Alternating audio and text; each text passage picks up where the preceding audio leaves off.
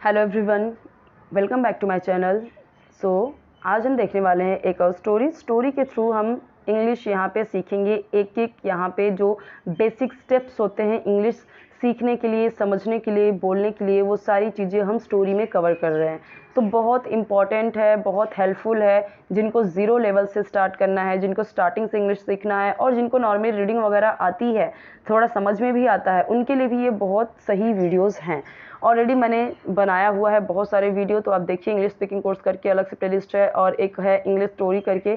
तो वो सारे कम से कम एक एक दो दो वीडियोस देखिए, 10-10, 15-15, 20-20 जितना हो सके उतना आप वर्ड्स याद कीजिए, बहुत इजी हो जाएगा इंग्लिश। ये मैं गारंटी देती हूँ कि आप बहुत ही जल्द, मैं तो अगर बोलूँ कि अगर आपने एक हफ्ते भी ये वीडियोज़ देखे तो एक हफ्ते में भी आप अपने अंदर इम्प्रूवमेंट देखोगे, आप अपने अंदर चेंजेस देखोगे इंग्लिश के मामले में। ठीक है, सो चलिए देखते हैं। वीडियो आपको मैक्सिमम रेजोल्यूशन पे देखना है, ये मैं आपको बता देती हूँ, क्योंकि बहुत सारे लोगों को बोलते हैं कि मिस ब्लर दिख रहा है। तो वो ब्लर तभी दिखता है जब आप लो रेजोल्यूशन पे देखते हो। ठीक है, तो यहाँ पे आपको इतने पे देखना है जितना मैंने यहाँ पे बताया है। ओके, सो टॉपिक क्या है? Keep your eyes open. Keep यानी रखो, यो मतलब अपनी, आइज़ यानी आंखें, ओपन यानी खुली, तो अपनी आंखें खुली रखो। तो नॉर्मली भी हम बोल सकते हैं कीप योर आइज़ ओपन। ठीक है, यानी कि अपनी आंखें खुली रखो। अब ये याद कर लीजिए, ईजी है, कुछ भी यहाँ पे नहीं है। कीप यानी रखो, यो मतलब अपनी। अब ये योर, आइज़, ओपन, ये तो हम सबको पता है, कितनी सिंपल वर्ड्स हैं यहाँ पे। तो एक एक वर्ड को हम इस तरीके से, मैंने यहाँ पे लिखा हुआ है हिंदी में। अभी बनाते टाइम मैं लिख सकती हूँ, लेकिन अभी मैं ऑलरेडी लिख देती हूँ ताकि वो टाइम वेस्टिंग ना हो, इसलिए। चलिए आगे देखते हैं। वंस अपॉन अ टाइम, अक्सर जब हम स्टोरी बताते हैं, चाहे अपनी चाहे हम कहीं पे भी स्टोरी में देखते हैं, तो उसका मतलब ये होता है, इस पूरे का मतलब, इस पूरे फ्रेज का मतलब ये होता है एक बार की बात है। इस तरीके से हम नॉर्मली बोलते हैं इसको, वंस अपॉन अ टाइम, एक बार। अब ये टाइम यानी किसी टाइम की बात कर रहा है, वंस यानी एक बार, अपॉन अ टाइम यानी समय की बात है। There was a lion that grew so old, जो कि so there was a lion, जो कि मतलब एक शेर था।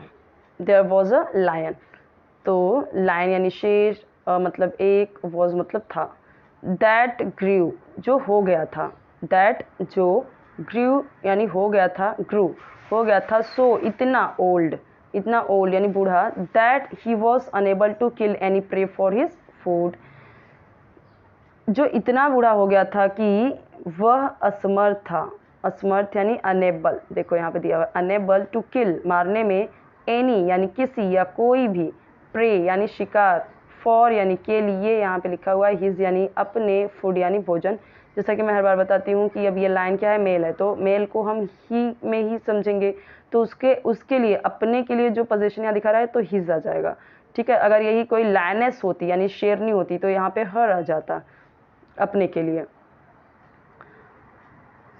एक बार की बात है, एक शेर था जो इतना बूढ़ा हो गया था कि वह किसी भी, अपने लिए किसी भी शिकार को करना, मतलब उसके लिए वह असमर्थ हो गया था। वह असमर्थ हो गया था किसी भी शिकार को मारने में, अपने भोजन के लिए, अपने भोजन के लिए किसी भी शिकार को मारने के लिए वह असमर्थ हो गया था, इतना बूढ़ा हो गया था। सो ही सेड टू हिमसेल्फ, सो यानी तो, उसने कहा, हिमसेल्फ यानी खुद से। अब क्योंकि यहाँ पे क्या है, ये जैसा कि मैंने बताया लायन है तो ये शेर है, ही है, तो हिमसेल्फ आया। वही जैसे मैंने बताया कि लायनेस होती तो ये हर सेल्फ हो जाता। आय अगर यहाँ पे रहेगा, मान लीजिए हम मैं आय के लिए बात करें तो यहाँ पे माई सेल्फ हो जाएगा। ठीक है, माई सेल्फ। तो उसने खुद से कहा, I must do something to stay my stomach else I will die to starvation. Okay okay, तो यहाँ पे क्या है, so he said to himself, उसने खुद से कहा, आई मस्ट डू समथिंग, मुझे कुछ करना चाहिए। आई मस्ट जहाँ भी आए तो यहाँ पे जानिए कि ये कंपल्शन में दिखा रहा है, मुझे करना चाहिए, समथिंग यानी कुछ, टू स्टे यानी रहने के लिए या भरने के लिए, माई स्टमक मेरा पेट भरने के लिए, टू स्टे माई स्टमक मेरा पेट भरने के लिए, एल्स नहीं तो, आई विल डाई, तो आई विल डाई, या यहाँ पे क्या हो जाएगा, आई विल, तो विल गागेगी में आता है, डाई यानी मरना, तो मैं मर जाऊंगा, ऑफ स्टार्वेशन, स्टार्वेशन यानी भूख से। तो यहाँ पे उसने वही बोला है कि मुझे कुछ करना चाहिए या मुझे कुछ करना होगा मेरा पेट भरने के लिए, मेरा पेट भरने के लिए मुझे कुछ करना होगा, नहीं तो मैं तो भूख से ही मर जाऊंगा। He kept thinking, he kept thinking, वह रहा सोचता, एंड थिंकिंग, वह सोचता रहा और सोचता रहा। किस तरीके से आई है, he kept thinking and thinking, okay, वह सोचता रहा और सोचता ही रहा। एंड और एट लास्ट, आखिर में या अंत में, एन आइडिया, एक विचार उसे क्लिक हुआ। क्लिक यानी इसे दिमाग में फटाक से आना, वो क्लिक्ड यानी क्लिक हुआ। तो वो सोचता रहा, सोचता रहा, एट लास्ट उसे एक, he decided to lie down in the cave pretending to be ill, and then whosoever will come to inquire about his death will become his prey। तो उसने निश्चय किया, नीचे देखो सारे टफ वर्ड की मीनिंग लिखे हुए हैं, हर एक वर्ड का मीनिंग लिखा हुआ है एक्चुअली। उसने डिसाइड किया या निश्चय किया, टू लाई डाउन, पड़े रहने की या लेटे रहने की, इन द केव, गुफा में, प्रिटेंडिंग, नाटक करने का, बहाना करने का, किसका, बीमार होने का, टू बी इल यानी बीमार होने का बहाना करके वो गुफा में पड़े रहेगा, ऐसा वो सोच रहा है। एंड देन हूसोएवर, और जो कोई भी, विल कम, आएगा, कम का मतलब होता है आना, विल है तो आएगा, to inquire about his health, health यानी स्वास्थ्य, हिज यानी उसके, अबाउट यानी बारे में, इंक्वायरिंग पूछताछ करने, तो जो कोई भी उसके हेल्थ के बारे में पूछताछ करने आएगा, बिकम हिज प्रे, हिज यानी उसका, प्रे यानी शिकार, बिकम यानी बनेगा, तो वो उसका शिकार बनेगा। यानी कि वो ये अभी सोच रहा है, उसने ये डिसाइड किया गुफा में पड़े रहने का, ठीक है, बीमारी का नाटक करके वो ऐसे पड़े रहेगा, ऐसा वो सोच रहा है। और जो कोई भी उसके हेल्थ के बारे में पूछताछ करने के लिए आएगा, यानी कि उससे मिलने के लिए आएगा, पूछने के लिए आएगा उसका हाल खबर, तो वो उसका शिकार बन जाएगा आराम से। The old lion put his wicked plan into practice and it started working। Old lion ने रखा विकेड प्लान यानी कि दुष्ट योजना या बुरी योजना, हिज यानी अपनी, इनटू प्रैक्टिस यानी प्रैक्टिस करने लगा। यानी प्रैक्टिस का मतलब वो चीज़ें वो जैसा उसने सोचा था ना, वो रियल में करने लगा। प्रैक्टिस का मतलब क्या होता है, प्रैक्टिकली वो चीज़ करने लगा, बीमार होके पड़ गया झूठ मूठ का, ठीक है, प्रैक्टिस में लाने लगा, अमल करने लगा उस पर। एंड इट स्टार्टेड वर्किंग, और यह करने लगा काम, और यह काम भी आया, जैसा उसने सोचा था वैसा काम भी करने लगा। So the old lion put his wicked plan, तो आप एक थोड़ा, क्योंकि थोड़ा सेंटेंसेस बड़े हैं, जब लॉन्ग होते हैं तो आपको इसे शॉर्ट करके तोड़ के आपको समझना होता है। So the old lion put his wicked plan, तो उसने अपने जो विकेड प्लान था उसने उसको रखा, यानी कि उसने जारी किया और प्रैक्टिस किया, प्रैक्टिकली उस पर वर्क किया, और ये काम भी करने लगा, लोग आने लगे जैसा उसने सोचा था। Many of his well wishers, उसके कई सारे शुभ चिंतक, मेनी यानी कई सारे, बहुत सारे, इस तरीके से हम बोलते हैं। हिज यानी उसके, वेल विशर्स यानी शुभ चिंतक। So many of his well wishers got killed, मारे गए। अब वेल विशर्स क्यों बोला गया, क्योंकि वो उसके वेल विशर्स थे, तभी तो उसके हाल खबर लेने आते थे, उससे मिलने आते थे, इसलिए उनको वेल विशर कहा गया है, ठीक है, कि उसके जो शुभ चिंतक थे वो बहुत सारे मारे गए, जब वो आते थे तो वो मार डालता था। अब यहाँ पे ये देखिए, many of his well wishers congratulated him, उसको कॉन्ग्रेचुलेट किया। हम इस तरह से बोलते हैं ना, मेनी ऑफ हिज, हम बहुत बार बोलते हैं उसके कई सारे दोस्त, उसके कई सारे रिलेटिव, तो हम इंग्लिश में कैसे बोलेंगे उसके, many of his, many of her, अगर लड़की के लिए बोलेंगे तो हर यूज़ करेंगे। सो उसके कई सारे वेल विशर्स मारे गए। और देखिए मैं आपको एक ही चीज़ बोलती हूँ कि अब वेल विशर्स है, उसका हिंदी शुभ चिंतक होता है, तो आप उसे वेल विशर ही बोलिए, धीरे धीरे करके हिंदी को आपको रिप्लेस करना है इंग्लिश के वर्ड से। But evil is short lived, लेकिन जो बुराई है वो अल्पकाल के लिए रहता है। बट यानी लेकिन, एविल यानी बुराई, इज यानी है, शॉर्ट यानी अल्पकाल, थोड़े समय के लिए, लिव्ड यानी रहता। लेकिन बुराई कम समय के लिए रहता है, शॉर्ट लिव्ड होता है ये। One day a fox came to visit the ailing lion, एक दिन एक फॉक्स आया, टू विजिट देखने के लिए, एलिंग लायन बीमार शेर को। तो एक दिन एक फॉक्स बीमार शेर को देखने के लिए आया। As foxes are clever by nature, जैसा कि फॉक्सेज यानी जो लोमड़ी लोग होते हैं, अब फॉक्सेज है यहाँ पे देखो, तो यानी कि सब लोमड़ी की बात हुई है, एक की नहीं, सिर्फ एक की बात नहीं हुई है, ठीक है, सब की बात हुई है, ऐसा ना, तो यानी प्लूरल है, बहुवचन है। Foxes are clever, foxes are clever, जैसे मैंने बोला गर्ल्स आर क्लेवर, लड़कियां चालाक होती हैं, ठीक है। So foxes are clever by nature, स्वभाव से, नेचर से, बाय नेचर में हम जैसे बोलते हैं ना, बाय नेचर वो थोड़ा खड़ूस है, बाय नेचर वो बहुत स्वीट है, इस तरीके से। As foxes are clever by nature, जैसा कि अब एज आया है इसलिए, जैसा कि हम अक्सर सुनते हैं ना, लोमड़ी बहुत चालाक होती है, चालाक लोमड़ी, बहुत सारे हमने किस्से कहानियाँ पढ़े हैं, इसीलिए यहाँ पे बोला गया as foxes are clever by nature, जैसा कि लोमड़ियाँ चालाक होती हैं बाय नेचर, स्वभाव से ही। The fox stood at the mouth of the cave, अब हाफ हाफ करके हम पढ़ते हैं। द फॉक्स स्टूड, लोमड़ी खड़ा हो गया। अब यहाँ पे क्योंकि लोमड़ी अक्सर हम फीमेल की तरह समझते हैं, इसलिए मैंने यहाँ पे खड़ी बोला है, तो यहाँ पे वो मेल है ना, तो इसलिए द फॉक्स, तो जो फॉक्स था वहाँ पे खड़ा हो गया। माउथ यानी मुहाने पे, द केव यानी गुफा के मुहाने पे, तो गुफा के मुहाने पे यानी गुफा के एंट्री जो है, यानी उसका दरवाजे के साइड, यानी एकदम मुहाने पे खड़ा हो गया वहाँ पे। लुक्ड अबाउट, और इधर उधर देखने लगा। लुक्ड अबाउट यानी इधर उधर देखने लगा। हिज सिक्स्थ सेंस, अब देखो सिक्स्थ सेंस क्या होता है, जैसे कि अब अगर हिंदी में समझे तो छठी ही इंद्री होता है। अब छठी इंद्री क्या होता है, देखो हमें पता है 5 इंद्रियां होती है जिसके थ्रू हम सुन सकते हैं, देख सकते हैं। और छठी इंद्री क्या होती है, जो चीज़ हम जानते नहीं उसके बारे में अनुमान लगा लेना, करेक्ट, या फिर जो चीज़ होने वाली है उसके बारे में अनुमान लगा लेना, मतलब कि अज्यूम कर लेना, थोड़ा सही एक्यूरेट, उसको बोलते हैं सिक्स्थ सेंस। यानी जो होने वाला है उसको भी, और जो कुछ हुआ है तो दिमाग से सोच के, वो बोलते हैं उसको सिक्स्थ सेंस। तो यहाँ पे हिज, अब यहाँ पे देखो, अब वो फॉक्स मेल है कि फीमेल है, यहाँ से पता चल रहा है हिज यूज़ हुआ है, ही यूज़ हुआ है उसके लिए, तो यानी मेल है वो। हिज सिक्स्थ सेंस, उसका जो सिक्स्थ सेंस है, छठी इंद्री, अब मैं इसको इंग्लिश में ही बताऊंगी आपको भी सिक्स्थ सेंस हमेशा इंग्लिश में ही सोचना है, हम इंग्लिश में ही बोलते हैं उसको अक्सर।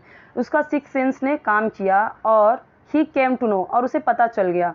शी केम टू नो, अगर लड़की के बारे में बोले तो शी केम टू नो, उसे पता चल गया। द रियलिटी, हकीकत, उसके सिक्स्थ सेंस ने काम कर गया, या सिक्स्थ सेंस ने काम किया और उसे सच्चाई का पता चल गया। सो ही कॉल्ड आउट, इसलिए उसने बुलाया। कॉल्ड आउट का मतलब होता है बुलाया, यहाँ पे देखो दिया हुआ है, called out to the lion, उसने शेर को बुलाया। फ्रॉम आउटसाइड, बाहर से ही, अंदर नहीं गया वो, फ्रॉम आउटसाइड यानी बाहर से। एंड सेड, और कहा, हाउ आर यू सर, आप कैसे हैं सर।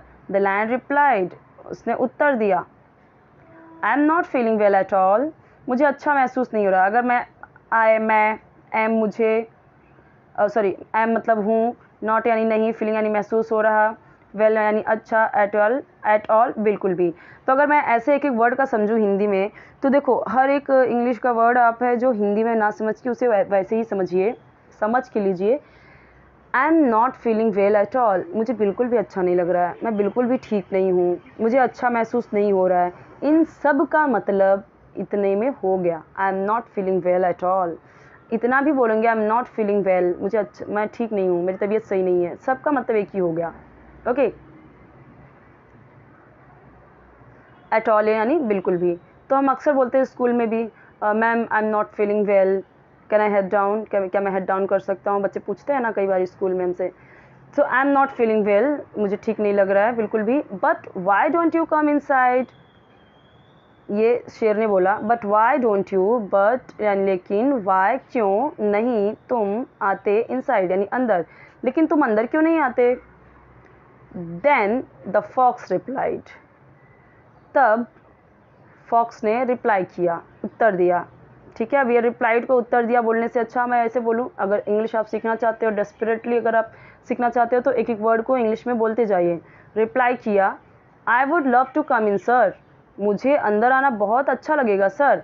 बट ऑन सीइंग, यह देख कर, ऑल फुटप्रिंट्स, सभी पैरों के निशान, गोइंग टू योर केव, आपकी गुफा की ओर जा रहे हैं, एंड नन कमिंग आउट, और या फिर बट भी यहाँ पे लगा सकते हैं, लेकिन कोई भी, नन यानी कोई भी नहीं, कमिंग आउट बाहर नहीं आ रहे हैं।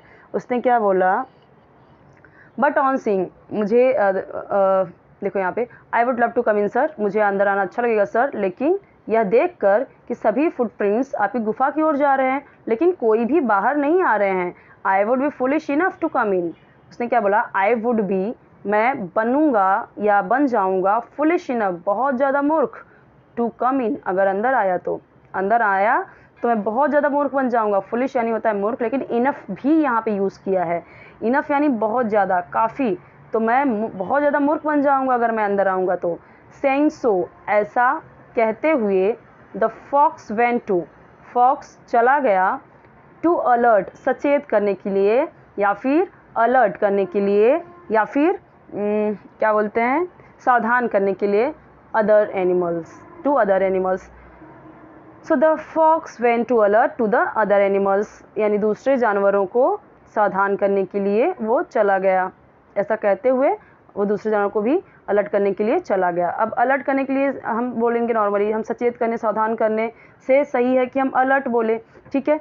और जानवर जो बोलते हैं उसको हम उसकी जगह पे हम एनिमल्स यूज़ करें। तो मेरे बोलने का मतलब सिर्फ इतना है कि आप अगर इंग्लिश सीखना चाहते हैं तो सेम चीज़ वही जो मैं बार बार बोलती हूँ कि आपको हिंदी वर्ड्स की जगह पे इंग्लिश वर्ड यूज़ करते रहना है। छोटे छोटे सेंटेंसेस जो हमने यहाँ पे देखे, ही सेड कि वो नहीं आ पाएगा, बट यार मैं नहीं आ पाऊँगी, आई कांट कम, इस तरीके से इंग्लिश में छोटे छोटे सेंटेंसेस बोलिए। और एक चीज़ और देखिए, मैं यहाँ पे आपको जब कोई सेंटेंस रहता है तो उसका मैं अलग तरीके से बताती हूँ कि अगर लड़की रहेगी तो कैसे बोलेगी, अपने के लिए, अगर लड़की के लिए होगा, मतलब छोटी छोटी चीज़ मैं यहाँ पे आपको एक्सप्लेन करती जाती हूँ ताकि आप सिर्फ इतने में ही ना रह जाएँ कि इतने का ही मीनिंग समझ ले हो गया। इसके अलावा आप खुद से सेंटेंसेस कैसे बना सकते हो, खुद से प्रैक्टिस कैसे कर सकते हो। तो देखिए इंग्लिश अगर मैं आपको बताऊँ तो जैसा कि मैंने आपको प्रॉमिस किया है और करती हूँ कि अगर आप डेली एक एक स्टोरी देखते हो, सिर्फ एक एक स्टोरी भी देखते हो, तो एटलीस्ट आपको 10-15 तो टफ वर्ड्स याद हो जाते हैं, ठीक है। यानी आपके वकैब अच्छे हो रहे हैं, रीडिंग अच्छी हो रही है, प्रॉपर प्रोनाउंसिएशन यानी उच्चारण कैसे करना है वो मैं आपको बताती हूँ, ग्रामर थोड़े थोड़े बताते जाती हूँ ताकि आपको बोरिंग ना लगे। ग्रामर पढ़ना एक हेडक वाला काम होता है बच्चों के लिए, मुझे तो बहुत पसंद है, लेकिन जैसे बच्चों को क्या लगता है या फिर बाकी के लोगों को भी ग्रामर जैसे किसी के जल्दी दिमाग में नहीं आता या फिर बोरिंग लगता है, लेकिन स्टोरी कैसा इंटरेस्टिंग होता है। और इसके थ्रू हम अगर इंग्लिश सीखें तो बहुत कुछ जो भी बेसिक ज़रूरतें होती हैं, बेसिक चीज़ें होती हैं, बेसिक थिंग्स होती हैं इंग्लिश सीखने के लिए, फर्स्ट स्टेप जो होता है, सेकंड स्टेप होता है, वो सारा हमारी स्टोरी में कवर हो जाती हैं। क्योंकि यहाँ पे हम प्रेजेंट, पास्ट, फ्यूचर, बहुत सारे यूजेस, बहुत सारे फ्रेजेस भी हम यहाँ पे देखते जाते हैं, बहुत सारे ग्रामर के पार्ट्स देखते जाते हैं, तो एक स्टोरी में कितना कुछ कवर हो जाता है। इसीलिए मैं जो कॉन्वर्सेशन बना रही थी वीडियोस, उसको स्टॉप करके मैंने ये बनाना स्टार्ट किया है ताकि जो ज़ीरो लेवल से भी स्टार्ट करना चाहें, जिनको रीडिंग आती है, जिनको काफ़ी कुछ आता है बट एकदम फ्लुएंट नहीं है, तो धीरे धीरे आप फ्लुएंट बन जाएंगे। बस आपको थोड़ी सी प्रैक्टिस करनी है, तो यकीन मानिए आप ज़रूर सीख जाओगे, धीरे धीरे करके समझने भी लगोगे, बोलने भी लगोगे, सीख भी जाओगे। ओके, कोई भी वीडियो चाहिए कमेंट सेक्शन बताइए। आपके हर एक स्टैंडर्ड के वीडियोज़ ऑलरेडी अपलोडेड हैं अलग अलग प्लेलिस्ट में, चेक कीजिए आप। अगर कोई वीडियो नहीं है तो मिल जाएगा आपको।